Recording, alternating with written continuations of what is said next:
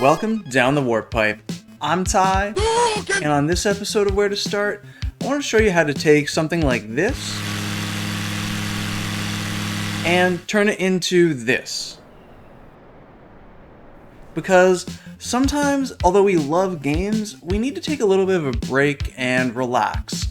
Whether it's the pressures of real life, or even just the pressures of challenges, timed things, or even just beating that hard boss that you're stuck on. Every now and then, it's good to take a step back and chill out with a game. And for me, Microsoft Flight Simulator has allowed me to find a resting place where I can almost meditate while enjoying it, regardless of whether I'm playing it or not.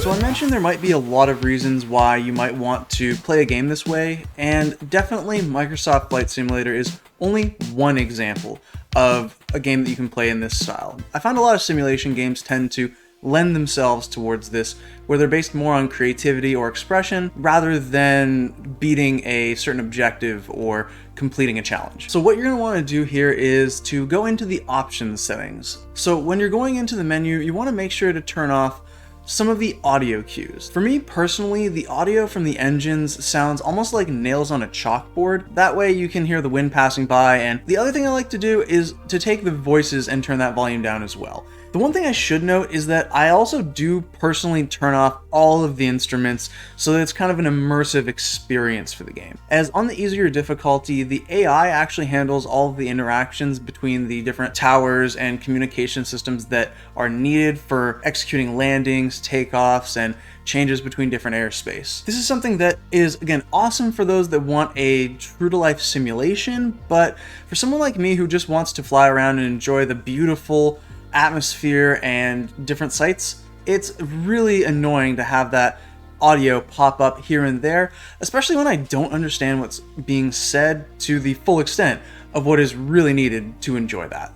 This also brings up another good point. The AI can actually take over a lot of the responsibilities, including a anti-stall as well as an auto trim, whatever the auto trim is. I understand that in terms of computers, but in terms of flying, that is not in my wheelhouse. So one thing that's nice is when you pop up the cursor mode by, at least on the controller, clicking in the left stick, you can actually go and start going to the different menus, but the AI takes over flying for you, at least by default.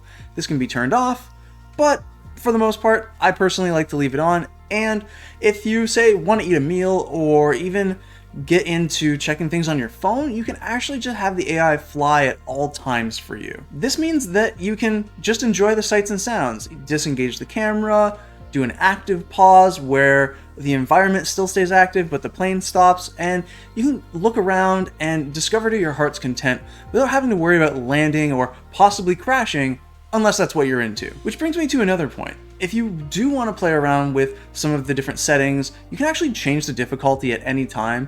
So even though personally I have it on the lowest difficulty and let it, for the most part, fly itself with the cruise control option that's available, you can actually go and turn this all off, put the difficulty to true to life, and see how good you can muster up that landing. So if you want a moment of reprieve and relaxation, but then towards the end decide, hey, I want to see what I can do here. There's no repercussions for crashing, and honestly, it's kind of fun to see if you can make that landing.